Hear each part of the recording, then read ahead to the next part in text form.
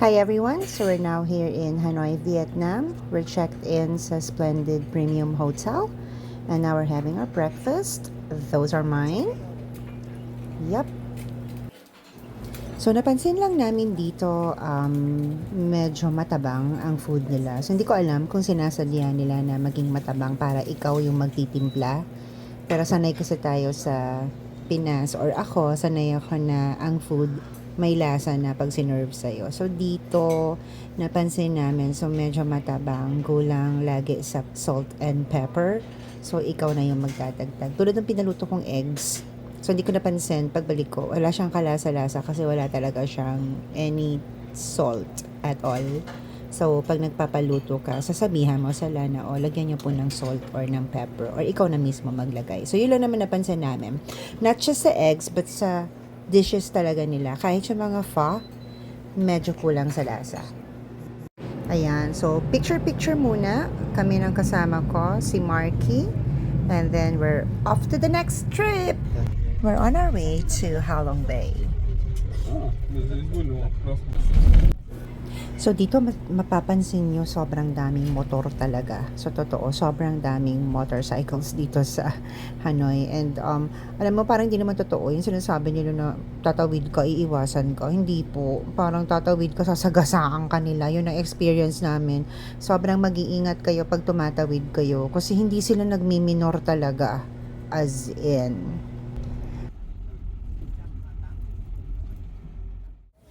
Ayan, so nakarating na kami sa pier. So, medyo may briefing lang from the tour guide. So, andito na kaming lahat. Bumaba na from the bus. And then, pasakay na kami doon sa barko. Barko ba yan? So, sama-sama kayo dyan. Iba-ibang lahi. Magkakasama. So, sa tour bus namin or dun sa one-day cruise tour ng Halong Bay na to, 22 lang ata kami. So, sa isang sasakyan na yan, so 22 lang yung tourists, iba-ibang lahi po. So, mayroong mga Russians, mayroong Pinoys, mayroong mga Chinese, may Indonesians. So, sama-sama. Pero dito sa trip na to, more on Asians ang madami. Napansin ko dun sa mga ibang cruise ships na, cruise ships, sila, mas marami yung Caucasians or Europeans. Pero this trip, parang Russians yung kasama namin. Some are also from Malaysia. So, halo-halo. May Indians din kami nakasama dyan. So, masaya naman siya. So, pagpasok mo, hanapin mo yung seat mo. Inassign kami ng tour guide kung saan kami pupwesto. So, hahanapin mo siya dyan kung saan ka uupo. And then, may kasama na rin siyang free lunch. Masarap naman po, pero again, medyo matabang siya. So, ikaw na magtimpla. At ito yung group namin sa table. Now, mag-start na yung cruise. So, nag-start na kaming mamasyal dyan. Umandar na po yung bangka. So, makikita nyo, ayan o, ang ganda ng lugar. So, peaceful. Ang ganda ng paligid. So, para siyang Palawan. So, pag nakarating ka na ng Palawan, tapos nakita mo to, makikita mo parang, parang Palawan. Ayan, picture muna tayo sandali. Siyempre, post ka muna. Pang FB, char. Ito yung sa taas. Yan, pwede ka tumambay dyan. Tapos ayan, biyahe ka. Ayan yung ibang bangka.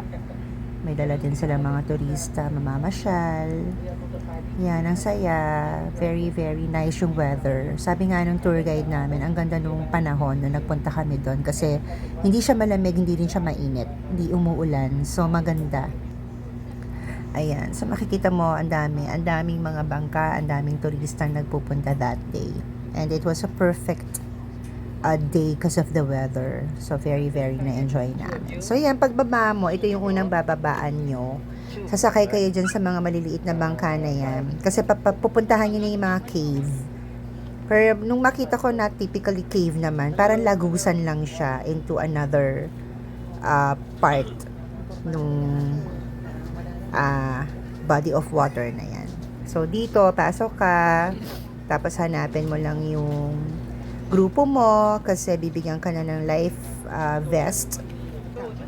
So, suot mo yan, and then sakay na kayo dun sa bangka. So, sa bangka na sinakyan namin, 4 lang kami. So, minimum of 2 yata. maximum of 6 yung nakasakay sa isang bangka. So yan, makikita mo, di ba? Sobrang Palawan feels. Ayan yung grupo namin, yung Indonesians nakasama namin. And then, this is Riza. She's a Filipina but she grew up in New Zealand. So, ayan. So, very, very nice yung group namin kasi para kami matagal na magkakaibigan. And ito, papasok ka dyan dun sa lagusan nila. Na parang sa Pilipinas or sa Palawan, parang siyang lagoon. Parang papasok ka sa isang lagoon, ganyan. Lumalabas sila, tapos papasok kami. Pero hindi na kami tuluyan nakapasok dyan. Kasi super low tide nung time na yan. So, hindi na kinakaya nung bangka namin na makatawid pa kasi sumasayad na kami doon sa ilalim. And that's Marky. Yup. And then, labas na kami. We're gonna go to the other side. Meron pang isa daw cave doon na pupuntahan. So, doon kami pupunta. Sobrang ganda. Ang sarap. Ang sarap ng tingnan yung tanawin kasi very, very nice. And yan yung isa pang lagusan. So, ito medyo nakalusot kami dyan kasi medyo na. Mataas-taas ang konti yung tubig. And as you can hear, no, ayan, nakakatuwaan sila. Masaya kasi sobrang daming tao, ang daming turista. And kumakanta-kanta yung mga nagbabangka. And napansin namin, puro babae yung talagang nagsasagwan na yan. Puro girls. And yung iba ang babata pa. Diba? Kasi siguro hindi sila tumataba kasi nagsasagwan sila ng ganyan every day for how many hours kaya. So yan, ang ganda nitong scene na to kasi very cinematic. Pagpasok mo dyan. Pero di ka makakatuloy-tuloy dyan hanggang dulo. So medyo hanggang sa may bukana ka lang. May songer dun Oh, ang ganda dito. Ang ganda ang ganda i-video na pagpapasok na. It's a whole new place.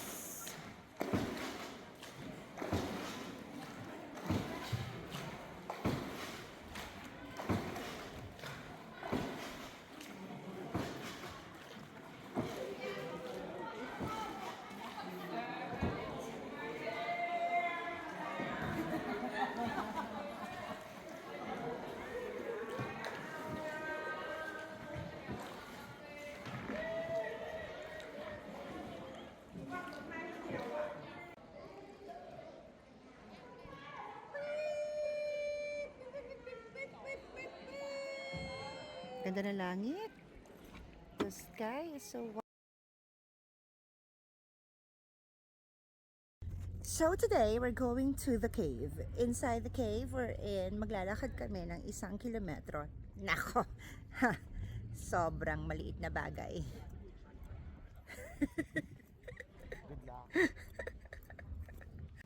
So ayan, start na kami maglakad, papasok.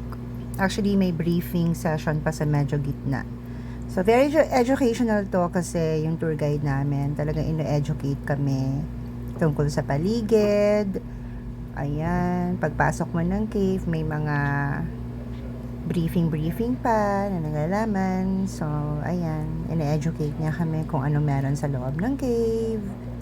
May mga explanation kung paano nabubuo yung mga stalagmites, mga ganyan.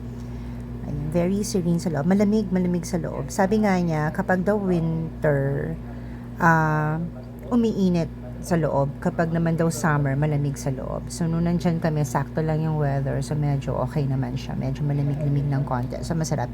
Hindi ka masyado mapapagod. Ang ina-expect namin ni Marky was mapapagod kami sa paglalakad. Kasi yun yung sinasabi nila na, 100 something steps, tapos 1 kilometer, and then, may mga paakyat-akyat. Pero hindi naman pala nakakapagod. Tolerable naman siya sa mga taong katulad namin na hindi sporty or hindi masyadong nag-exercise. So, pinapakita niya yung mga rock formation. Like that one, sabi niya turtle daw. So, ayan, tinitignan namin. Kung mukha nga siyang turtle, ganyan. Or may iba pang shapes na pinapakita yung tour guide namin. So, ayan. So, lakad-lakad ka sa loob. It was nice kasi for the longest time, I don't remember when was the last time na naka-experience ako ng ganito na papasok ka sa cave and makakakita na ka ng mga ganitong klaseng formation. So, sobrang tagal na ata. So, refreshing na ma-experience mo to. So, when you go to Hanoi, you would want to experience this kasi, you know, put a little culture in your travel experience, not just food or something. So, yan, picture-picture ng konti, syempre.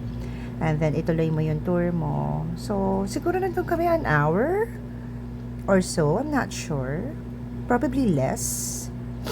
Kasi konti lang naman yung turista, hindi super crowded. So, ayan, may time kayo. At saka mabilis yung paglakad. Ito, Fountain of Youth yata to. Inumin ko sana kaso may nakita ko nakalutang na ipis. So, dead ma. Di na lang. Diyos. Ayun. So, ayan. Post ka ng konti para masaya. And then the end is, oh my God, cocktails!